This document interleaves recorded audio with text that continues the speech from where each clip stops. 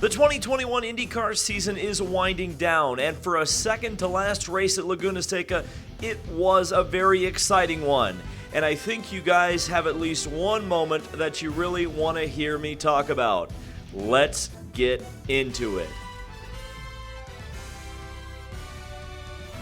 So welcome back to the channel, and quick apology. I know this is a couple of days later than I said it was going to be. I got a little bit distracted because I had a couple of opportunities over the last couple of days to set some videos up or work on some research for some videos that you hopefully will be seeing later on this winter. And so since I'm, of course, in the Indianapolis area now, there are a few more opportunities for content that hopefully you guys will be seeing very soon.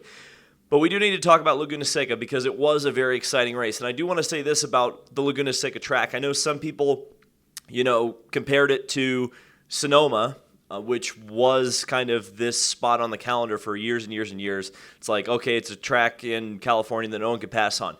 But I looked at this race. I looked at qualifying, especially in practice, but the race as well. This track is made for IndyCars. For whatever reason, the IndyCars look so fast there, and they seem to race really well. I think a big part of that, of course, was down to Firestone bringing some really good compounds that really had some great fall-off, so you had multiple strategies all throughout the race, comers and goers, all the sort of things that make a race very exciting, despite the fact that it was dominated by one big Chungus.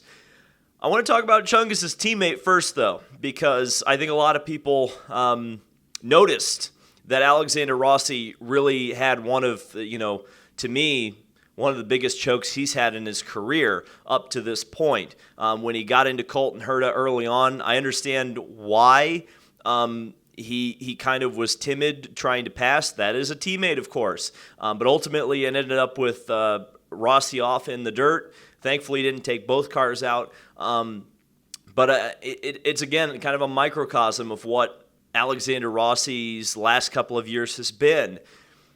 By, any logical, the logical thought would be that Rossi certainly had the pace to win this race just based on the first two laps. I mean, he even baited Herta into making a mistake, which allowed him to make that move. But that early in the race, man, it's interesting. And I think, my opinion is that, Alexander Rossi thrived in Andretti when he didn't have guys challenging him. And I'm not saying that he's a bad driver by any stretch of the imagination. I think he's one of the better ones in the field. But I think the situation that Rossi thrives in is one in which he is the total focus of the team. So when Herta came into the fold officially last year in 20, suddenly Rossi had a true challenger in the building. I know Andretti farms out to, in the past, Harding Steinbrenner and now Meyer Shank with drivers who are very, very capable. But you look at Herta and what he's been able to do over this year, and then you look to the future and think about Romain Grosjean coming into the team next year. I don't necessarily think that this is the situation that really lines up with what Rossi needs. And I would be curious, especially because his contract is up at the end of next season, if he goes to try to find a team that can build totally around him rather than stay at Andretti, where Andretti is clearly building a super team. And I fully expect that Herta and Grosjean are going to be extremely tough next year. So unless for some reason Rossi can turn it around next year and work really well, and I'm not saying he doesn't work well with Herta or Grosjean. I'm just saying that I look at it and I say, I think the situation that Rossi needs the most is one in which he is the absolute and unequivocal, unopposed team leader. Where would he find that? I'm not sure. With the current trend of multi-car teams in IndyCar, especially from a competitive standpoint, that's going to be the tough part because it seems like there's clear, number one drivers at a lot of these super teams, but it's interesting to kind of see. And that's my theory on why Rossi kind of has fallen off the last couple of years. Speaking of the driver who's going to join Rossi and Herta at Andretti Autosport next year, Romain Grosjean. Now, Grosjean has been worth the price of admission in pretty much every race he's been in the second half of this season.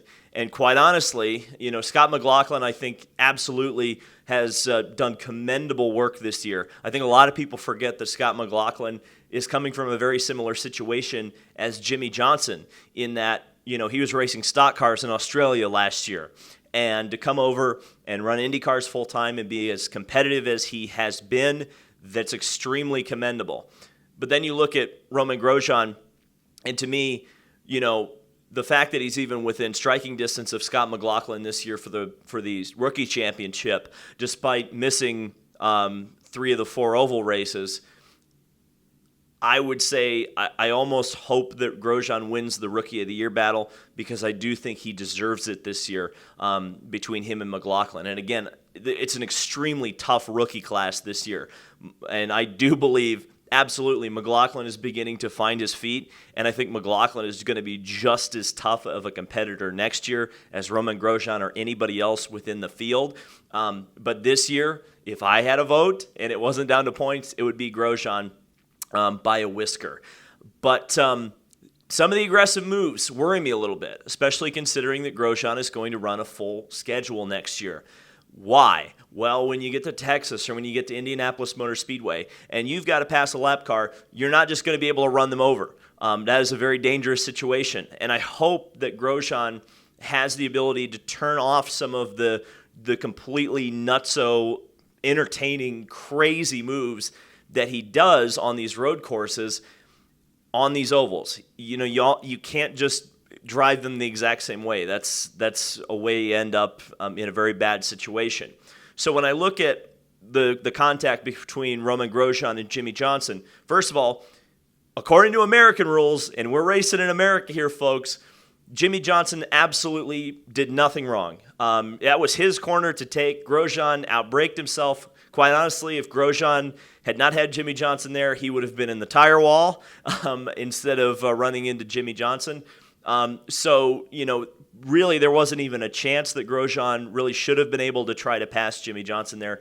He did. It all worked out. Both drivers got away fairly unscathed. It was exciting. It was great television. It got a ton of views on the social media. But ultimately, it was Grosjean's fault.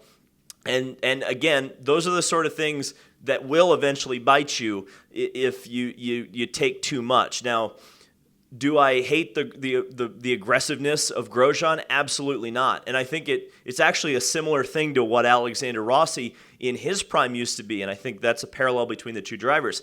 I think one of the things with Alexander Rossi is Rossi's at his best when he doesn't give a F, and he just is running into people, knocking them off the road. You think about 2018, 2019 Rossi, the best Rossi, in my opinion, was the one that did not give 2 S's.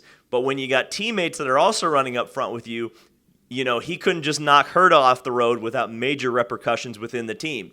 So that'll be the other thing with Grosjean. First of all, will he keep that aggression going into Andretti? Will he take that, aggression to the ovals? And third, will he use that aggressiveness on his teammates, particularly the ones he's going to be competing with, which I think, the common knowledge would be Herta and Rossi, the two guys who typically run up front. But then again, Devlin DeFrancesco is kind of a bit of an unknown, even though we know what he does in lights. But in an IndyCar, what if he's just immediately quick too? So if you've got a bunch of teammates up there and Grosjean starts making a habit of running into teammates, that's something that I think we should watch next year, the Andretti Autosport team. And finally, I guess we're going to talk a lot about Andretti drivers because I've got points here for 3 of the 4 drivers for next year's Andretti Autosport team. And we got to talk about the guy who absolutely dominated the race, and that is Colton Herta.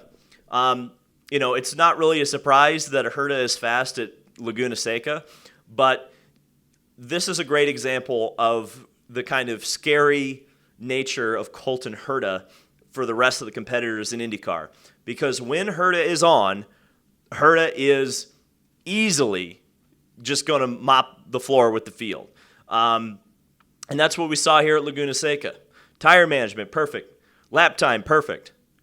One little mistake, dropped the wheel off at the beginning of the race, still didn't have to worry about it because his teammate crashed out. So you look at Herta, running these perfect races, and you think about some of the opportunities he had this year. There were several races. Again, you look back to the Nashville race, where quite honestly he ran an incredible race until he didn't. You think about Gateway, where a mechanical issue took him out of the race. If Herta puts together a few more races where he's just this dominant, and possibly going through a whole season where he is not only dominant but consistent, because I think that was something that happened in 2020. I think he tried to be more consistent and ultimately lost a little bit of what we kind of liked about Herta in 19, which was the uber aggressive driver. It seems like we're coming to a common theme, right? It's the aggressiveness that wins you IndyCar races. But by the same token, that aggressiveness comes at a cost. And that's something, again, we've talked about throughout this entire video. We've seen it with Herta this year. That aggressiveness has gotten the better of him in some cases. But again, one thing we know with Herta is he knows how to learn and adapt.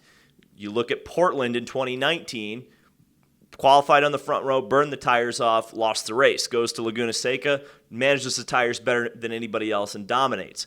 So I would expect that going into next year, we're going to see possibly a Herta that puts everything together. And if Herta puts everything together, he's a championship contender.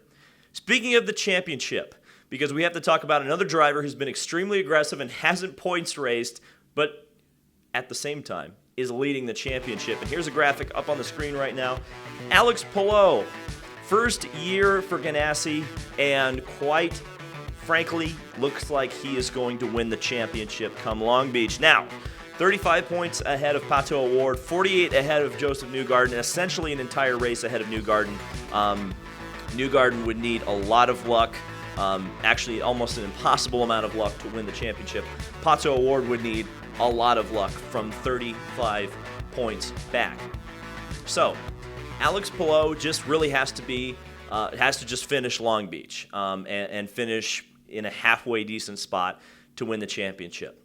And he's put himself in this position because he said it to me several times on and off the record, is that every time I asked him about, hey, championship, you're leading the championship, you're looking really good, it's just like, nah, I don't want to talk about it. I want to focus on the race. It's great that we're leading the championship, but I'm focusing on a race-by-race deal.